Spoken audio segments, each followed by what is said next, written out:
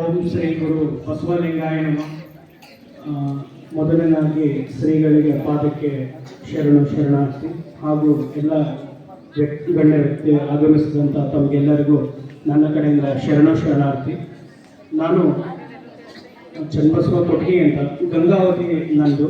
ನಾನು ಬೆಂಗಳೂರಲ್ಲಿ ದೂರದರ್ಶನ್ ಚಂದನ ಟಿವಿಯಲ್ಲಿ ಕೆಲಸ ಮಾಡ್ತಾ ಇದ್ದೀನಿ ಮತ್ತು ಪಬ್ಲಿಕ್ ರಿಲೇಷನ್ ಆಫೀಸರ್ ಆಗಿ ಬೆಂಗಳೂರಲ್ಲಿ ಮಾಧ್ಯಮಗಳಲ್ಲಿ ಕೆಲಸ ಮಾಡ್ತಾ ಇದ್ದೀನಿ.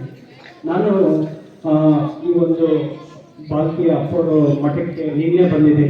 ಆಕಸ್ಮಿಕ ನನ್ನ ಬೇರೆ ಒಂದು ಕೆಲಸ ಇತ್ತು, ಈಗ ಬಂದಿದ್ದೀನಿ. ಇವತ್ತು ಗಣರಾಜ್ಯೋತ್ಸವ, ಇವತ್ತು ನಮ್ಮ ಈ ಅಜ್ಜೋರು ಶಾಲಾ ಗಣರಾಜ್ಯೋತ್ಸವದಲ್ಲಿ ಭಾಗಿಯಾಗಿ ನನಗೂ ತುಂಬ ಖುಷಿಯಾಗಿದೆ. ನನ್ನೊಂದು ಯೋಗ, ನಾನು ಎಲ್ಲೋ ಗಂಗಾವತಿ ಬೆಂಗಳೂರಲ್ಲಿ ಕೆಲಸ ಮಾಡಿ ಇವತ್ತು ನಿಮ್ಮಲ್ಲಿ ಮಾಡಿದ್ದೀನಿ ಅಂದರೆ ನಂದು ಏನೋ ಒಂದು ಪುಣ್ಯ ಇದೆ. ನನ್ನೊಂದು ಇವತ್ತು ಮರಿಲಾರ್ದಂಥ ಒಂದು ಕ್ಷಣ ಅಂತ ಹೇಳಕ್ಕೆ ಇಷ್ಟಪಡ್ತೀನಿ. ಅಜ್ಜೋರ ಬಗ್ಗೆ ಹೇಳ್ಬೇಕಂದ್ರೆ ನೀವೆಲ್ಲ ಅದೃಷ್ಟವಂತರು. ಇಂಥ ಸಂಸ್ಥೆಗೆ ಹೋಗ್ತಾ ಇದ್ದೀರಿ ನೀವೆಲ್ಲ ಭಾಳ.